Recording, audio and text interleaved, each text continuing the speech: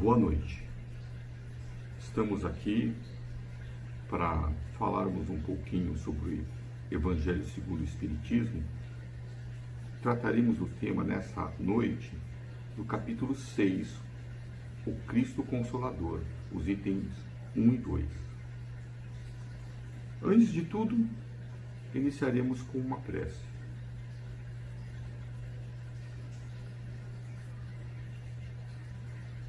Senhor, que o plano espiritual possa nos trazer um pouco dos instrumentos para aliviarmos as nossas dores, para nos confortar, para nos auxiliar na reforma íntima, e que possamos ser instrumentos, não apenas eu, mas aqueles que ouvem, um instrumento da dádiva maior que Cristo nos deixou, que é amar uns aos outros, assim como Ele nos amou. Que assim seja.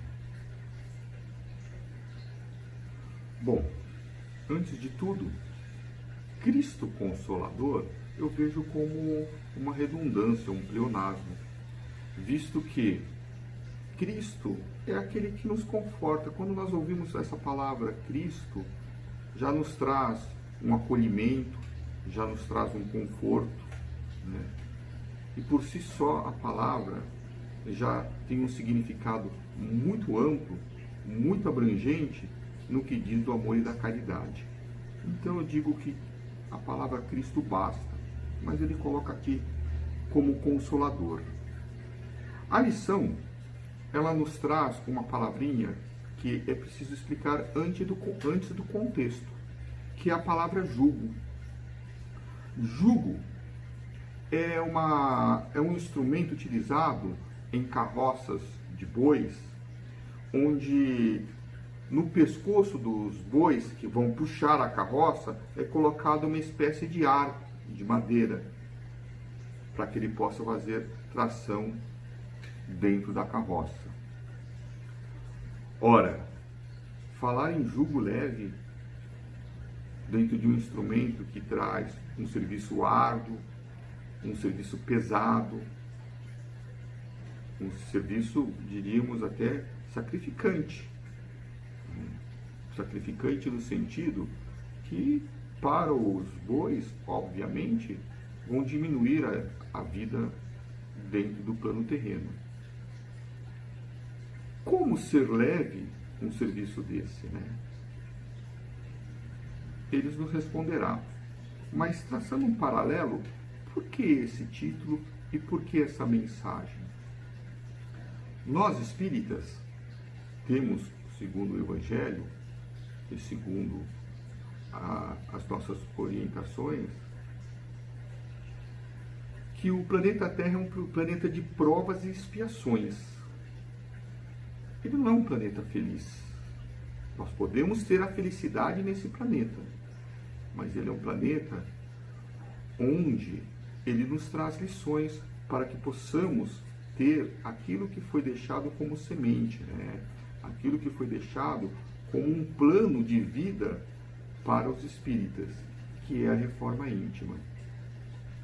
Ora, dentro da reforma, obviamente, e dentro dessa evolução, aqui no planeta Terra eram colocadas várias escolas, né? Onde há instrumentos que vão aperfeiçoar o nosso amor, né? A nossa caridade, o nosso perdão, né? Por exemplo, família. Família é um laço muito próximo e onde nós temos aquelas questões para resolver em termos de perdão, em termos de companheirismo, e o perdão com nós mesmos, muitas vezes, né? O nosso trabalho, as pessoas difíceis, a sociedade como um todo, né? O posicionamento, né? Muitas vezes essas brigas de polarização política. Então, poxa, mas é um mundo difícil. É um mundo de provas e expiações. A tarefa aqui não é fácil, mas ela não é penosa. Ela não é pesada. Dentro de uma perspectiva. Mas vamos ver o trecho que fala sobre isso para colocarmos a perspectiva do Evangelho, segundo o Espiritismo. O trecho é de Mateus, no capítulo 11, versículos 28 a 30. Olha o que Mateus diz a nós. Vinde a mim, vós todos que estáis aflitos e sobrecarregados, e eu vos aliviarei. Tomai sobre vós o meu jugo, e aprendei de mim, que sou manso e humilde de coração, e encontrareis o repouso de vossas almas, pois o meu jugo é suave, e meu fardo é leve. Ora, como Mateus coloca essa palavra jugo, que é penosa, e ao mesmo tempo fala que é suave, fardo e leve. Porque Mateus, assim como os discípulos, os apóstolos, tinham aceitado a palavra do cristianismo, a palavra de Cristo, do Consolador. E o mandamento básico dele, né? Amai-vos uns aos outros, assim como eu vos amei. A referência não eram eles, como não somos nós. Ah, mas eu aceito isso. Ué, o fato de você aceitar não significa que o outro tem que aceitar. A referência é Jesus. Amai-vos uns aos outros, assim como eu vos amei. Então, assim como Jesus. E o outro mandamento, amar ao Senhor acima de tudo. Ora, na oração, né, que Jesus deixou, que seja feita a vossa vontade. É difícil aceitar isso. Me lembro da passagem de Paulo e Estevão, né, onde Estevão, ele ensina muito isso, de seja feita a vossa vontade. É muito claro na vida dele, no sentido que a família foi injustiçada. A família foi injustiçada. Como é difícil lidar com as injustiças. Mas ele aceitou e levava a vida dele, e nem por isso tinha ódio do vizinho, que era aquele que tinha subjugado as terras do pai. Quando o pai foi novamente injustiçado, açoitado, e na passagem o pai acaba colocando fogo na fazenda daqueles que haviam feito a injustiça, Estevão ajuda, sem pestanejar, porque ele não tinha o ódio dele. E ele já, não falou perdoou, mas ele já havia perdoado de coração, porque ele entendia a vontade de Deus. Estevão chegou a ser escravo, nos seus remos escravos, ele jamais perdeu a fé e aceitava os desígnios do Senhor. Isso muito antes de ele conhecer o Evangelho. Ele vem conhecer o Evangelho depois, mas todas essas passagens, né? E quando ele conhece o Evangelho, isso só fortalece no seu seio, né? Isso só fortalece nele. Ora, como tornar o jugo leve? No próprio capítulo, ele descreve isso, ó. Mas esse jugo é leve e essa lei é suave, pois impõe como dever apenas o amor e a caridade. O mundo não muda, os problemas não mudam, mas a maneira de encararmos por meio do amor, da caridade e dos ensinamentos, de entender os desígnios do Senhor, de Deus, nos impõe uma calmaria de que estamos na nossa reforma íntima, de que aqui é apenas uma passagem. Diante disso, desse olhar, o jugo com certeza se torna mais leve.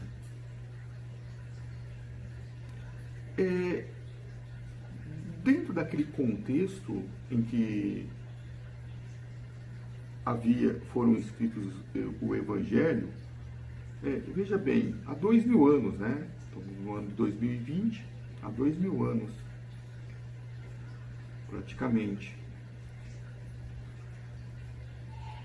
Era um mundo com um grande saber, mas ainda muito haveria de se conhecer.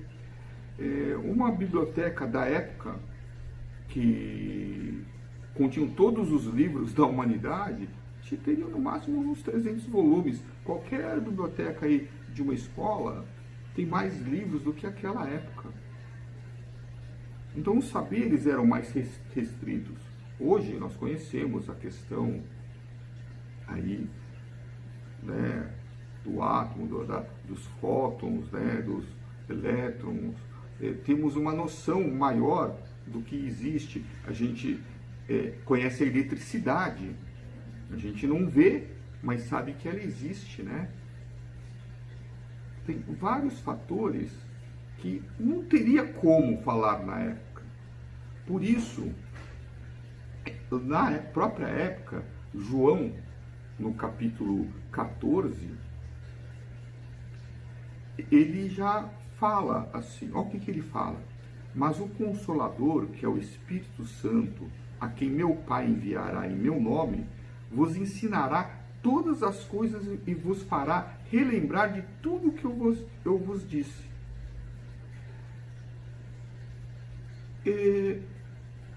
Obviamente, esse Espírito Santo, né, Consolador, que é o Espírito da verdade e assim por diante.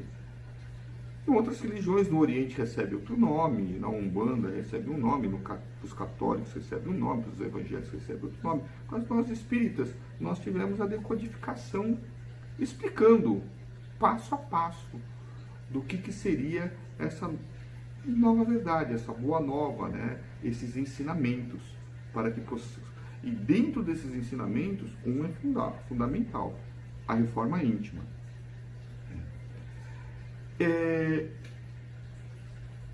E para que possamos ouvir esses ensinamentos, porque as pessoas falam, a verdade é importante, mas todos ouvem? Por que alguns não ouvem, outros ouvem o Cristo, o Consolador? Na época de Jesus, muitos não ouviram. Hoje, muitos diriam que até ouvem, mas não escutam. Escutar é um sentido mais profundo, né? O ouvir está na questão da audição. O escutar é sentar, né? Escutar, refletir. É um processo um pouco mais profundo. Olha só no capítulo, quem é que ouve essas verdades? Que ouçam aqueles que têm ouvidos para ouvir. Eu diria aqui para escutar. Que ouçam aqueles que têm ouvidos para escutar, para refletir. Eu diria para ouvir também, porque assim, algumas pessoas ouvem, mas não adianta. Cada um tem o seu momento dentro desse plano terrestre. Ouvir é ouvir o perdão. Escutar é você transformar em ação esse perdão. Porque você teve um entendimento que o perdão é importante. Quando eu estava lendo o capítulo, na hora me veio um poema do Olavo Bilac, Via Láctea. Olha como tem muito sentido daqueles espíritos inspirados, né? Porque nós temos a nossa doutrina espírita, mas quanta ciência não é inspirada, e as ciências humanas, né, a poesia, é inspirada por isso. Olha o que o poema fala, um poema belíssimo. Ora, direi ouvir estrelas, certo perdeste o senso, e eu vos direi, no entanto, que, para ouvi-las, muitas vezes desperto, e abro as janelas, pálido de espanto. Que é um processo de reflexão. que a doutrina nos ensina. Não basta ouvir, eu tenho que escutar. Para escutar, eu tenho que fazer a reflexão. Então, para ouvi-las, muitas vezes desperto e abro a janela, participando e contemplo. E conversamos toda noite, enquanto a Via Láctea, como um palio aberto, cintila, e ao ouvir do sol, saudoso em pranto, ainda as procuro pelo seu deserto. Então, para ouvir e para escutar, fora o processo de reflexão, não é um processo que se dá na hora. Isso leva tempo. Ora, senão, nós leríamos o Evangelho uma vez e pronto. Não. Toda vez que nós vamos fazer uma leitura do Evangelho, é uma nova leitura. É um outro significante. Continuando, ele fala: direis agora, desloucado amigo, que converso com elas. Que sentido tem o que dizem quando estão contigo? O que dizem as estrelas? O que dizem esse plano espiritual? Né? O que dizem essa força maior? E eu vos direi: amai para entendê-las, pois só quem ama pode ter ouvido capaz de ouvir e de entender estrelas. Ora, aqui é a ciência, ciências humanas, né? É um poeta falando aquilo que é inspirado, né? Aquilo que vem de fora para dentro, né? Não foi uma intuição, é algo pleno, né? Que o plano espiritual traz em alguns instrumentos. E ele foi um instrumento para trazer essa obra belíssima. Amai para entendê-las. Porque só quem tem ouvido capaz de amar é capaz de entender as estrelas. E eu diria, essas estrelas, o Evangelho. O tempo urge. E assim, eu vou colocar aqui um outro momento em que outras estrelas, outras pessoas foram inspiradas por esses espíritos para nos trazer algumas questões. O básico dessa lição, dessa primeira parte 1 e 2, para entender como o jugo se torna mais leve, é o amor e a caridade. Jesus ensinou isso lá atrás, que é o mandamento dele: amai-vos uns aos outros assim como vos amei.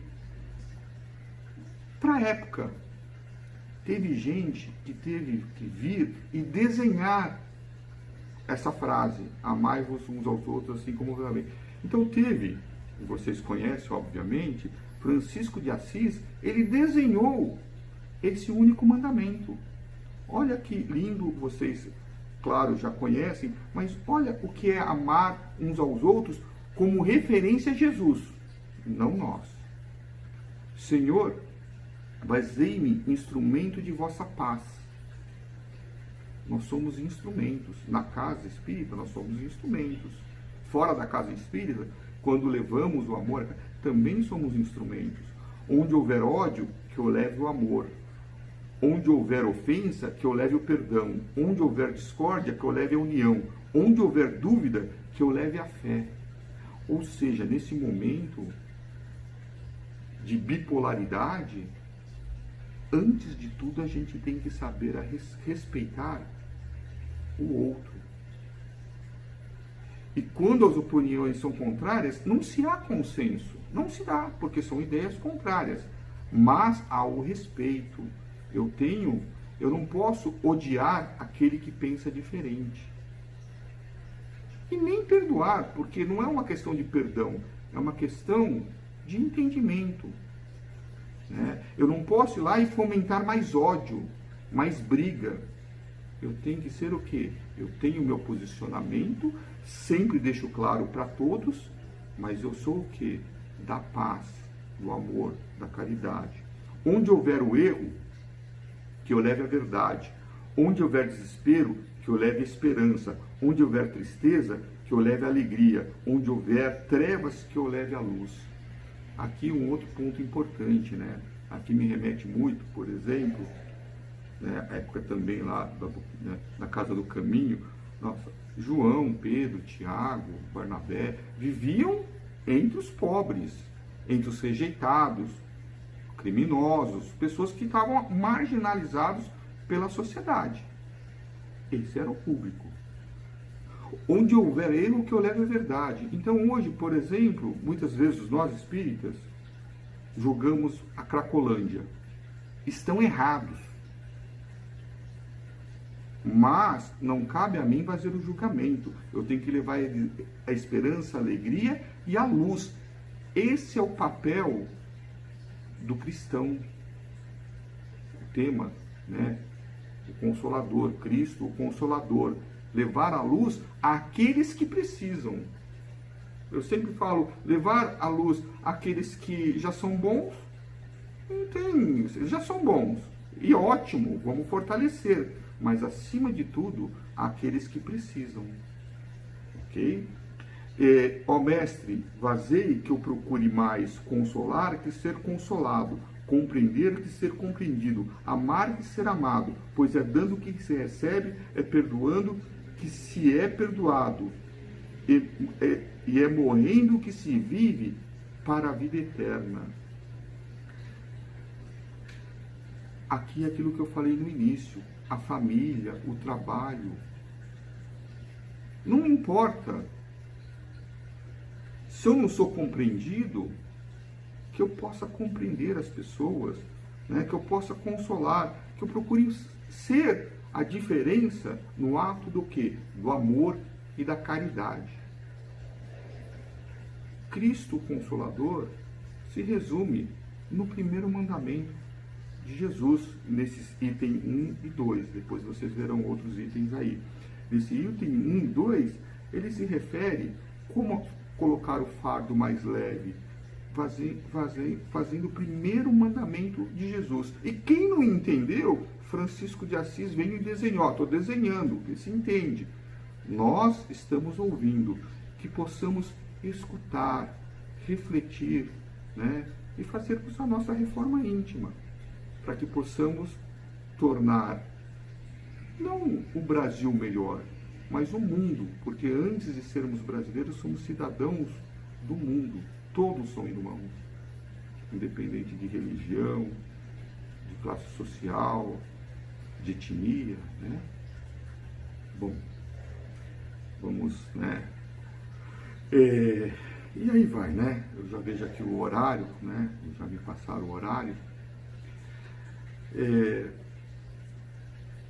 Não há palavras, né? Cristo já significa o amor, Cristo já significa a caridade. E o Espiritismo, a doutrina espírita, ela se galga, tem como seu alicerce o cristianismo, porque nós acreditamos no Evangelho, mas somos espíritas por quê? Dessa doutrina, porque acreditamos na reforma íntima e sabemos das nossas falhas e vamos com certeza tornar o nosso jugo mais leve. Obrigado por participarem. Eu farei uma vibração final e uma prece final, mas desde já agradecendo a todos aí que participaram dessa noite. Então, vibremos neste momento pelo mundo, né? Vibremos pelas pessoas que necessitam,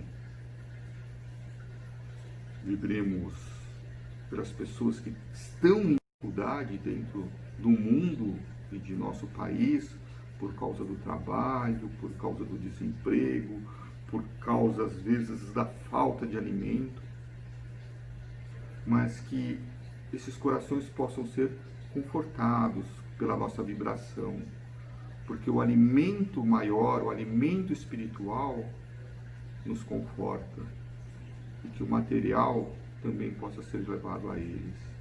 Vibremos pela nossa casa e pelas demais casas religiosas também, que nesse momento se unem em prol da paz, em prol da caridade, que neste momento é muito importante.